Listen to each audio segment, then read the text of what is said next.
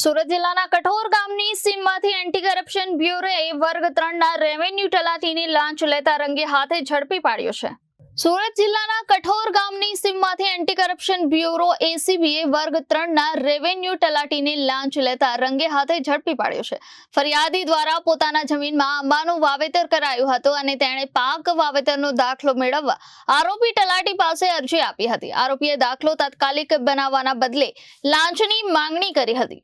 આરોપીએ ₹3000 લાંચ માંગી હતી, પરંતુ વાટાઘાટ બાદ ₹2500 લેવાના નક્કી થયા હતા। એસીબીએ આરોપી તલાટી લાંચની રકમ સ્વીકારી રહ્યો હતો ત્યારે જ તેની ધરપકડ કરી લીધી હતી। એસીબી દ્વારા વધુ તપાસ ચાલુ રાખવામાં આવી છે।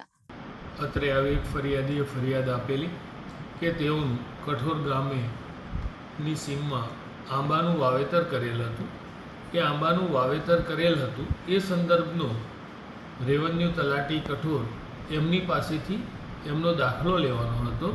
જે દાખલો મેળવવાના અવેજ પેટે આ કામે હિતેશ દેસાઈ, જેઓ મામલતદારશ્રીની કચેરી અબ્રામાં તલાટી તરીકે ફરજ બજાવે છે, તેઓએ ₹3000ની માંગણી કરેલી અને ફરિયાદી સાથે રકઝકના અંતે ₹2500માં નક્કી થયેલું એ ₹2500 તેઓએ સ્વીકારતા પકડાઈ ગયેલા છે। તેઓ વિરુદ્ધ આગળની કાર્યવાહી હાથ ધરી છે।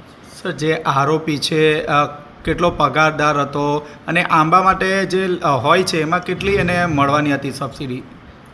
આંબામાં જનરલી ₹100નો છોડ હોય છે, એટલે 5-7 હજાર રૂપિયા જેટલી લગભગ સબસિડી મળતી હોય છે। આ સ્થિતિમાં આ સરકારની એક યોજના છે આંબાના વાવેતર માટે, એનું પ્રોત્સાહન આપવા માટે, અને આ તલાટીએ માત્ર એ એટલી નજીવી સબસિડી હતી છતાં પણ ₹2500 જેટલી રકમની ફરિયાદી પાસે માગણી કરેલી, જે ગેરવ્યાજબી હતી અને ફરિયાદીએ ફરિયાદ આપતા સફળ ટ્રેપ થયેલી છે। સર, ફરિયાદીનો જે પગાર છે એ 2016થી ભરતી થયેલા છે તલાટીના સંપર્કમાં, અને એનો પગાર ₹36,000 છે। Reporter Arvind Rathod, Janadesh news, Surat.